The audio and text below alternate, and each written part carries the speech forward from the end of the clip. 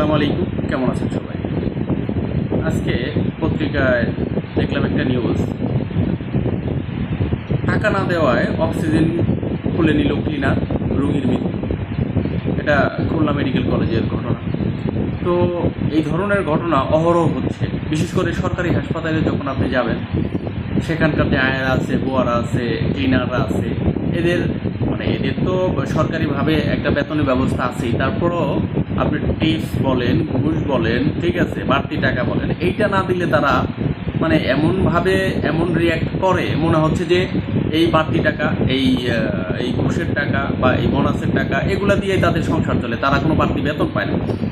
এই যে একটা রোগীদের ভোগান্তি, ঠিক আছে, বেতন থাকা সত্ত্বেও সরকারিভাবে তারা সুযোগ সুবিধা পায় বা হাসপাতাল কর্তৃপক্ষ তাদের বেতনের ব্যবস্থা করে, তারপরে যে বাড়তি টাকা আদায় করার জন্য যে রোগীদের সাথে যে খারাপ ব্যবহার, এটা কন্টিনিউ বেড়েই চলেছে। এটার জন্য আসলে চরমভাবে ভোগান্তি শিকার হতে হচ্ছে রোগীদের।